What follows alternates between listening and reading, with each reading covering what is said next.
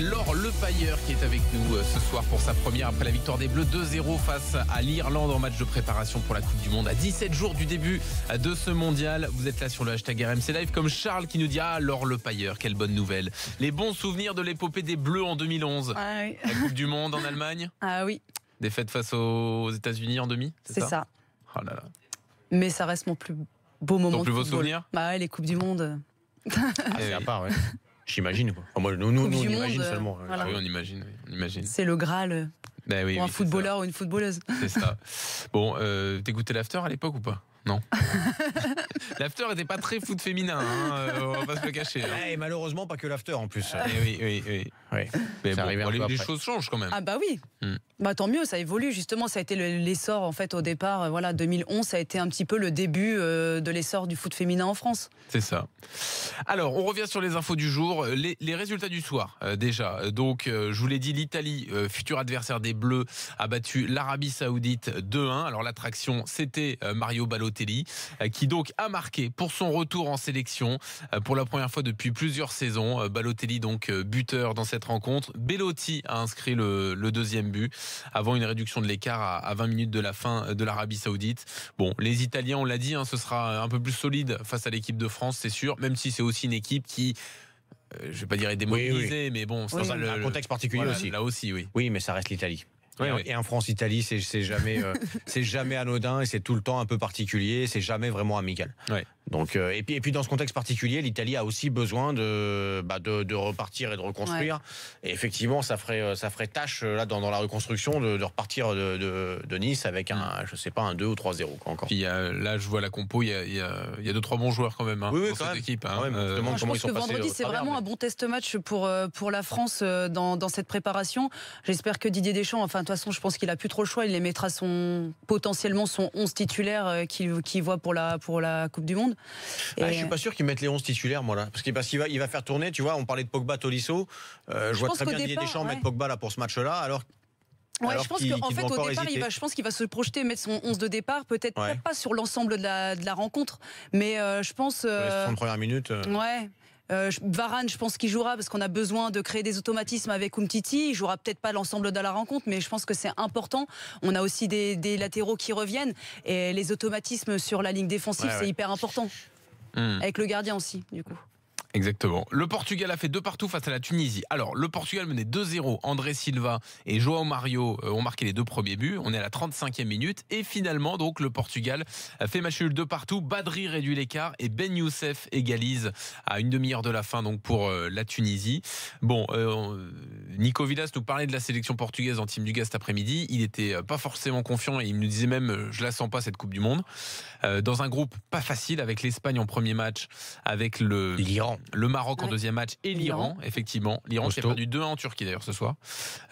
Attention les Portugais. Non, ça va pas être facile. Et puis c'est dans un groupe compliqué en plus. Groupe compliqué. Ce soir, moi, je vais pas pouvoir en dire grand-chose puisqu'on forcément on n'a pas vu les 2 matchs, mais je fais confiance à Nico Villas en tout cas pour l'état de forme actuel de la Seleção portugaise et effectivement le groupe est très compliqué. Mais attention, il y a d'autres groupes qui sont compliqués. Attention. Oui, c'est vrai. Voilà. Il peut y avoir pour moi la surprise de ce mondial sera dans notre groupe. Ah bon, c'est le Pérou qui passe. Ouais. Donc le Danemark éliminé ou la France éliminée? Non, la France on passe. Donc le Danemark éliminé. Danemark qui a sans doute perdu Bettner. Voilà. Alors après, est-ce que c'est une bonne nouvelle ou non pour la France? C'est une mauvaise nouvelle pour eux déjà, mais donc du coup, est-ce que toutes les mauvaises nouvelles pour le Danemark sont forcément des bonnes nouvelles pour la France? Je sais pas. Ça pourrait être l'affaire de plusieurs semaines, a dit le médecin norvégien, même s'il est trop tôt. Blessure musculaire, dit-on là-bas. Donc on est. Pourquoi norvégien? C'est un médecin norvégien avec le Danemark? Non, parce qu'ils étaient en Norvège. Ouais. Ah, c'est pour ça. Voilà. C'est pour ça, mais c'est vrai que c'était étrange. Voilà, non, parce qu'il joue à Rosenborg. C'est pour ça. Okay. J'étais pas loin. Alors sur les blessés d'ailleurs autour de la Coupe du Monde, sur Carvajal, la presse espagnole est plutôt optimiste pour sa participation. On parle d'une rupture du muscle semi-tendineux. Alors là, tu sais pas ce que c'est, Jean-Louis? Je me tourne vers vous. Ischio. Oui, enfin ça dépend où. C'est quoi? C'était l'ischio, le quadri? Voilà, donc c'est bien ce que. Non, mais le muscle semi-tendineux, ça veut rien dire. Quel muscle surtout? Bon, faut savoir si c'est l'ischio, le quadri, je sais pas moi, le mollet. Je pense qu'il compose l'ischio. Le semi-tendineux, non? D'accord, c'est ça. Bon, l'essentiel, c'est qu'il soit rétabli pour la Coupe du Monde, Jean-Louis. Te tracasse pas. Voilà, a priori, ce sera le cas. Bon, non, mais je cherche quand même parce que ça m'énerve cette histoire-là. Docteur Maboul. Mais bon, c'est pas très clair. Oui, l'ischio. Voilà, ischio, bravo. Bon. Voilà, alors j'ai fait un peu de STAPS à une époque, il y avait un peu d'anatomie, c'est pour ça. C'est ça. Ça là aussi, on est assez optimiste. Là, on parle pas de luxation, on parle plutôt d'une petite entorse. Oui, mais ils disent qu'il pourrait peut-être être absent le premier match. Oui, mais bon. Dans la sélection, mais absent le premier match. En général, le problème de ce genre de blessure, c'est que dès que tu retombes un petit peu sur l'épaule, dès que tu as un choc, ça peut. Enfin, une entorse à ce niveau-là, ça peut être très très gênant dans les duels, etc. Bon, j'espère qu'il ne sera pas diminué ou gêné toute la Coupe du Monde, parce qu'on a très envie de voir un Salah en pleine forme, mais il y a des chances quand même, moi je pense. Et puis info transfert qui concerne Fabinho. Donc ça y est, il quitte Monaco. Ça a été officialisé donc dans la soirée. 5 ans à Liverpool pour donc le milieu de terrain brésilien. Et on a pu avoir sa première réaction sur RMC. Pour combien le transfert? 50 millions. 50 millions, pardon. Voilà. Okay. On peut l'écouter, Fabinho. C'est un grand club, c'est un club très ambitieux, c'est un club qui sur les dernières années a fait de très belles choses. Ils ont arrivé en 2 finales européennes. Sur les championnats anglais, ils sont toujours là, ils sont toujours les premiers en place des Champions League. Et c'est un club que je pense que je peux beaucoup grandir, beaucoup apprendre. Et voilà, j'espère continuer de grandir dans ces grands clubs. Voilà, et on vous a mis une interview en entier sur rmcsport.fr. Il peut s'imposer à Liverpool, Fabinho ? Il va falloir que ça bagarre, parce que t'as Henderson qui est capitaine, t'as des joueurs qui pour moi sont là-bas très en place, Wijnaldum, Milner au milieu, enfin des joueurs de cette trempe-là. Donc il a les qualités pour, mais ça va pas être facile, ouais.